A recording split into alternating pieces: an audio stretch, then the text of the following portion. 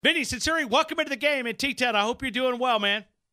I'm good. How are you guys doing down there in Tuscaloosa? Well, we got a sore behind because Nick Saban has took us to the woodshed a couple times this week, man. He's been hard on us this week, man.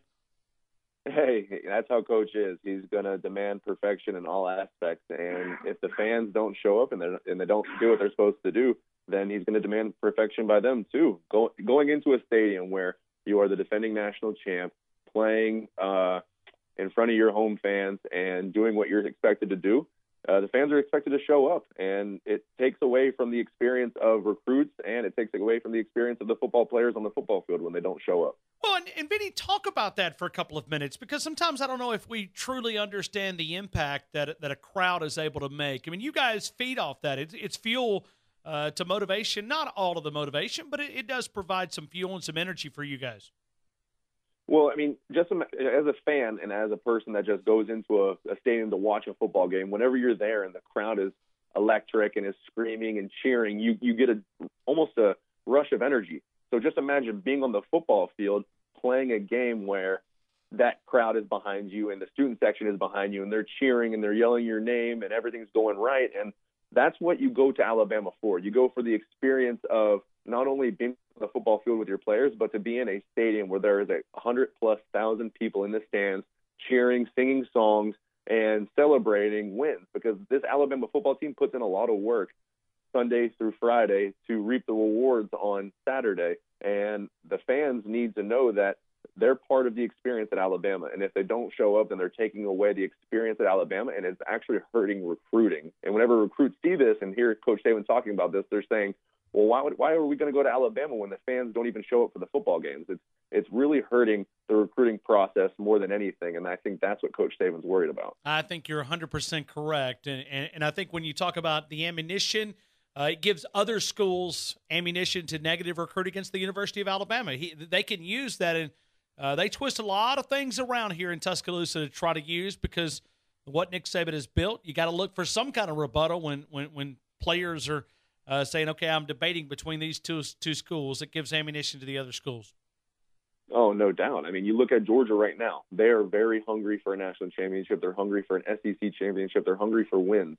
And when you look at a team like Alabama and you look like a fan base like at Alabama, they expect to come in and win a national championship. And I think people forget how hard that is, because Coach Saban and these Alabama teams in the past have been so good. They don't remember what it was like to lose, and they don't remember what it was like to not be a national championship contender every year. And if I'm being quite frank, the fans are spoiled right now. I mean, even when I was there, I remember going in to play Ole Miss in 2013. We were both undefeated, and we're up 25-0 in the third quarter, and the stadium was half empty. And I remember looking at HaHa and being like, what's going on with the student section? What's going on with the fans? Why aren't they here? We still need them. I'm still playing. I'm a starter, and I'm still on the football field. So if I'm a starter and I'm still on the football field, then why aren't these fans still in the stadium supporting us and showing us that they have our back like we have their back? Man, you brought it into perspective in the first 4 minutes of the interview. Let's work our way to the matchup with Arkansas. Do you expect much from the Razorbacks as they get ready to play the number one team there tomorrow in Fayetteville, Arkansas?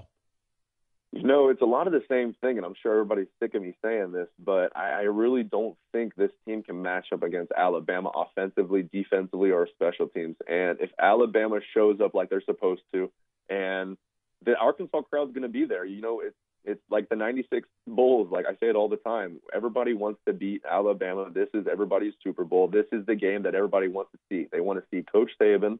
They want to see Tua Tagovailoa, and they want to see this Alabama team come out and perform like they're going to do. And I think it's going to be out of hand within the first quarter, and you're going to see Jalen Hurts in the second quarter, and then all the other younger guys are going to get an opportunity to come into the football game in the second half and gain experience and gain reps. And it's going to be one of those games where everybody's thinking, wow, this Alabama team's pretty special, because they are. Did you have a chance to hear Tua Tagovailoa speaking to the media? I know you may not have heard all of it, but you heard some of it. And if you did, what was your reaction? You know, you look at a guy who's, I think, I'm not even sure, he's probably a 19-year-old kid. He comes in the national championship probably as an 18-year-old kid and wins the national championship on an unbelievable throw and gains nationwide recognition right off the bat. And you look at most kids at that age, and it would go straight to their head, and they would be very arrogant, and they wouldn't work as hard, and they wouldn't be as grateful for the opportunities in front of them. But then you look at this kid with the great family that he has, with the family support, and with Coach Saban and his coaching staff behind him, and he is as humble as he can be. I was at the Texas A&M game on the field before the game, and he was shaking fans' hands and saying hello to them and thanking them for being there. And that's the kind of thing that fans bring to the table. Tua Tagovailoa is there for the experience. He didn't come from Hawaii to be in a stadium that's half full. He came to Alabama to be with 100,000 fans at every game. And you look at how he handles himself on the football field. He's like a 30-year-old man in a 19-year-old's body. He is respectful. He carries himself in the right way. And he's a very religious person, which I always believe allows someone to be very humble on the football field. Well, and Vinny is, as a teammate, he really didn't take any credit. Every time somebody would ask him about something that he's done, he would push it back to his teammates. As a teammate, when you hear somebody like that giving credit back to offensive linemen, wide receivers, running backs, how does that make you feel when another teammate pushes credit back to you guys rather than taking it himself?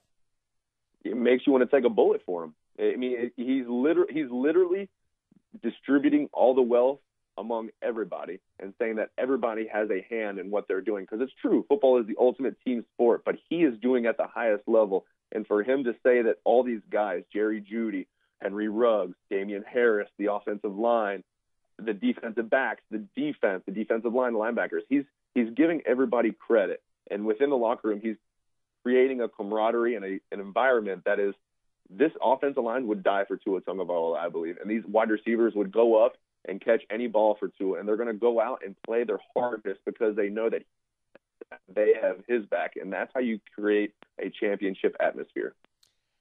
So when you look at the Alabama Crimson Tide, keys to victory tomorrow simply are what as we go to Fayetteville, Arkansas? You know, the keys to victory is to go out and play Alabama football. If you go out and play Alabama football, you go out and try and do everything that Coach Saban has laid out in front of you. You execute the game plan. You're going to have a pretty one-sided victory on Saturday, and I think they're going to be coming home pretty happy and preparing for the next football game.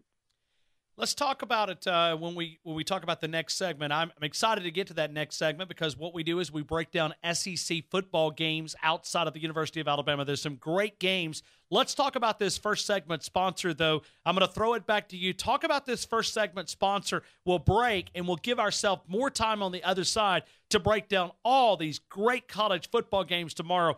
Talk about this first segment sponsor. The first sponsor is brought to you by Rounders on the Strip across from Publix.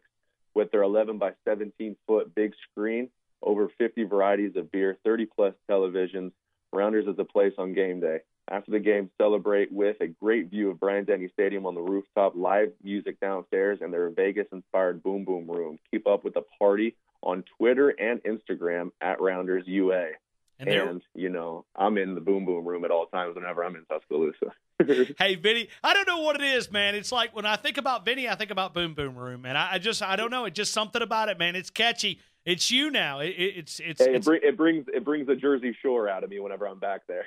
Hey, no doubt. All right, so let's stop here. We're going to give ourselves more time on the other side because we've got to get to some great college football games. I want to hear your breakdowns of a lot of these great games in the Southeastern Conference. We'll do that as we continue with national champion winning defensive back at the University of Alabama, Vinnie Sunseri. What in the SEC, other than Alabama and Arkansas, grabs you as you begin to break down these games? What is the next game that you must see tomorrow?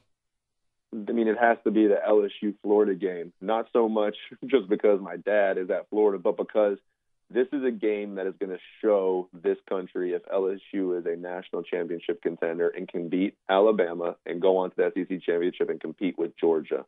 Because if they go into the swamp, declare their dominancy, and declare the running game, which is what this team does, they're in 21-12 personnel all day long, running the football downhill, and they're allowing this quarterback, Joe Burrow, to manage the football game. This team right now, this LSU team, reminds me of, I don't know if they're as good, but back in 2011, A.J. McCarron came in. He managed a football game. They had Trent Richardson and Eddie Lacy at the running back position, and we had a great defense behind them with a lot of athletic guys.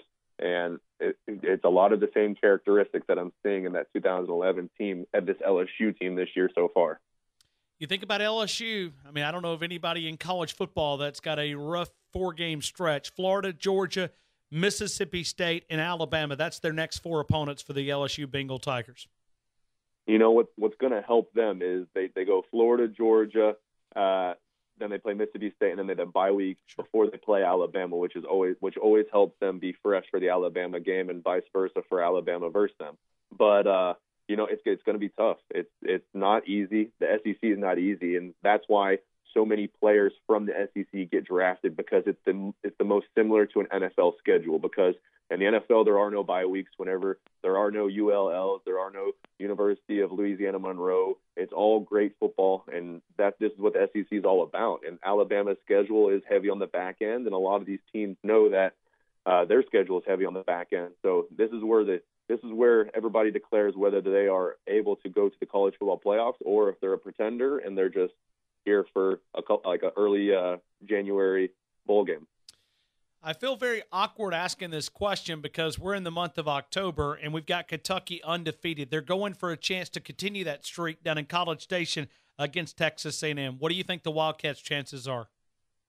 I think the Wildcats' chances are very good. If they can continue to run the football like they have in the past, get Benny Snead going, get Benny Snell going, allow him to run the football like he has, allow this defense to control the football game like they have in the past this season, I think they have a great opportunity to win a football game and remain undefeated.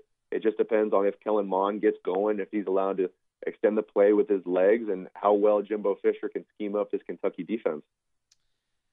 Vinny, I want to ask you this question, and you're going to give us an honest opinion. I know that you played at the University of Alabama, but as you look at the Auburn Tigers, what are they doing on offense that they look so confused at? I mean, I don't understand football the way that you understand it. When you watch Auburn play offensively, what's going wrong? What's happening on that side of the football for the Tigers?